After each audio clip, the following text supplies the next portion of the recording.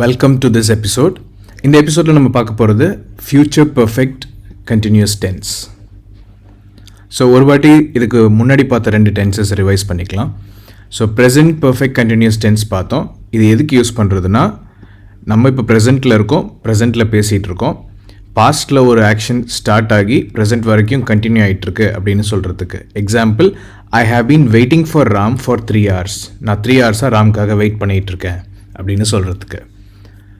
Past perfect continuous tense இது எதுக்குன்னா, பாஸ்டில் ஒரு பாயிண்ட், அதுக்கு முன்னாடி ஒரு ஆக்ஷன் ஸ்டார்ட் ஆகி அந்த பாஸ்டில் உள்ள பாயிண்ட் வரைக்கும் கண்டினியூ ஆனிச்சு அப்படின்னு சொல்கிறதுக்கு. Kumar had been sleeping for 2 hours when I arrived.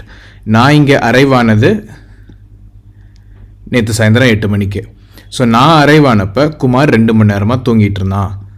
இதை சொல்கிறதுக்கு தான் இந்த டென்ஸ் யூஸ் பண்ணுவோம். இன்றைக்கி நம்ம பார்க்க போகிறது future perfect continuous tense. So இதை நம்ம இமேஜின் பண்ண முடியும். என்னென்னா, ஃப்யூச்சரில் ஒரு பாயிண்ட், அந்த பாயிண்டில் ஒரு ஆக்ஷன் முன்னாடியே ஸ்டார்ட் ஆகி கண்டினியூ ஆகிட்டுருக்கோம் அப்படின்னு சொல்கிறதுக்கு.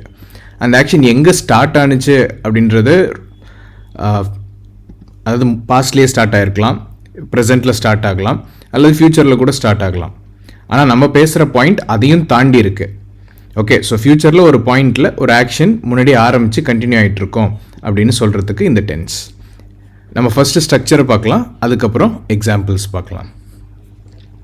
ஸோ ஸ்ட்ரக்சர் எப்படி இருக்கும்? I will have been eating, you will have been eating, we will have been eating, he will have been eating, she will have been eating, they will have been eating, it will have been eating. இங்கேயும் has ஓட usage இருக்காது.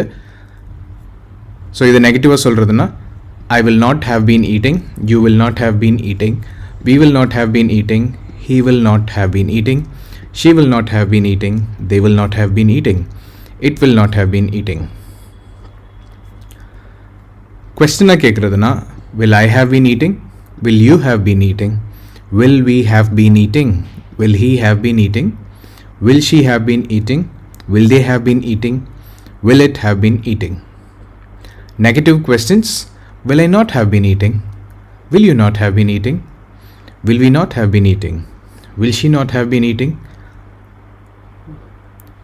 will they not have been eating, will it not have been eating. Okay, so இது negative questions.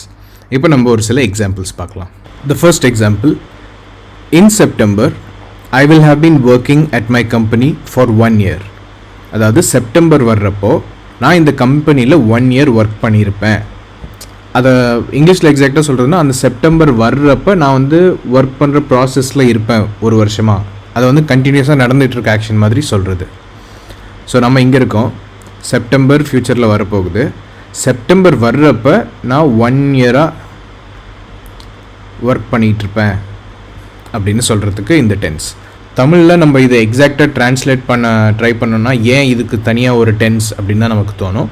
ஆனால் இது இங்கிலீஷில் பேசுகிறப்ப இப்படி ஒரு டென்ஸ் இங்கிலீஷ் லாங்குவேஜில் தேவைப்படுது. Okay, so will see another example.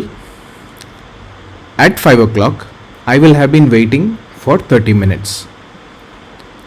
அதாவது 5 o'clock வர்றப்போ நான் 30 minutes வெயிட் பண்ணிகிட்ருப்பேன் அப்படின்னு சொல்கிறதுக்கு. ஸோ இது வந்து ஆக்ஷன், நம்ம இப்போ எந்த பாயிண்டில் இருக்கோம், நம்ம ப்ரெசென்ட்டில் இருக்கோம். இந்த 5 o'clock எப்போ வேணாலும் வரலாம். நான் வந்து நாளைக்கு நடக்க போகிற விஷயத்தை பற்றி சொல்லலாம். நாளைக்கு நான் வந்து 4:30 வந்து 5 o'clock வரைக்கும் வெயிட் பண்ணிகிட்ருப்பேன் 30 minutes அப்படின்னு சொல்லலாம். அல்லது இப்போ வந்து டைம் 5:15, ஆல்ரெடி 15 minutes வெயிட் பண்ணிட்டேன். ஓகே, 4:30 வர்றப்போ நான் வந்து 30 minutes வெயிட் பண்ணிகிட்ருப்பேன் அப்படின்னு சொல்லலாம். ஓகே, ஸோ ஸ்டார்டிங் பாயிண்ட் எங்கே வேணாலும் இருக்கலாம். ஆனால் நம்ம சொல்கிற அந்த ரெஃபரன்ஸ் பாயிண்ட், எந்த பாயிண்ட்டை பற்றி பேசுகிறோமோ அது ஃப்யூச்சரில் தான் இருக்குது. அந்த டைம் வர்றப்போ நான் இவ்வளோ நேரமாக இதை பண்ணிகிட்ருப்பேன் அப்படின்னு சொல்கிறது. ஓகே, ஸோ இது இன்னொரு example. Will look at one more example. when I turn 40 I will have been playing cricket for 30 years.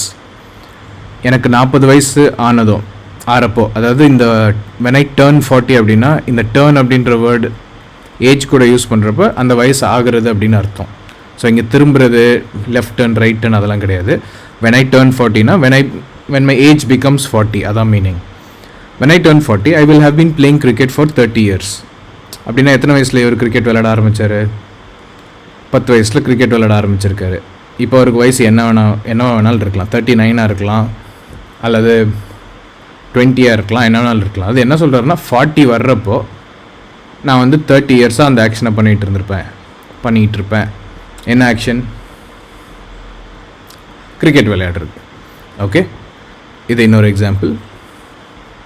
when we reach home at night the kids will have been sleeping for 4 hours. நம்ம வீட்டுக்கு parents 2 பேர் காரில் இருக்காங்கன்னு வச்சுப்போம். Kids குழந்தைங்கள்லாம் வந்து வீட்டில் தூங்கிட்டு இருக்காங்க. ஸோ நம்ம வீட்டுக்கு ரீச் ஆகிறப்ப குழந்தைங்க வந்து 4 மணி நேரமாக தூங்கிட்டு இருப்பாங்க அப்படின்னு சொல்கிறது. ஓகே, இன்னொரு example. Tomorrow we will have been arguing about this problem for 1 month. அதாவது நாளைக்கு வந்து நம்ம 1 மாதமாக இந்த பிரச்சனையை வந்து ஆர்கியூ பண்ணிகிட்ருப்போம். அது நாளைக்கு வந்ததும், அதாவது நாளையோட 1 மாதமாக நம்ம இந்த பிரச்சனையை பேசிகிட்டு இருக்கோம். ஆர்கியூனா அது வாக்குவாதம் நடந்துகிட்ருக்கு அந்த பிரச்சனையை பற்றி. நாளையோட 1 மாதம் ஆக போகுது அப்படின்னு சொல்கிறது அந்த சென்ஸில். ஓகே, ஸோ எக்ஸாக்டாக இங்கே இது எப்படின்னா டயக்ராமோட பார்க்கலாம். நாளைக்கு வந்ததும் 1 மாதமாக நம்ம இதை பற்றி ஆர்கியூ பண்ணிகிட்டு இருப்போம். Tomorrow marks the 1 month. Okay, so tomorrow we will have been arguing about this problem for 1 month. இந்த மாதிரி சென்ஸில் தான் இந்த டென்ஸை யூஸ் பண்ணுவாங்க. will have been அப்புறம் கண்டினியூஸ் ஃபார்மில் வேர்ப் இருக்கும், ஐஎன்ஜி ஃபார்மில். ஓகே, இந்த ஐஎன்ஜி ஃபார்முக்கு வந்து பேர் ப்ரெசன்ட் பார்ட்டிசிபிள்னு சொல்லுவாங்க. நீங்கள் எங்கேயாவது கூகுள் பண்ணி எங்கேயாவது படிச்சிங்கன்னா இது வந்து ப்ரெசன்ட் பார்ட்டிசிபிள் ஃபார்ம் அப்படின்னு சொல்லுவாங்க, அந்த ING form. Okay, so thank you, keep வாட்சிங்.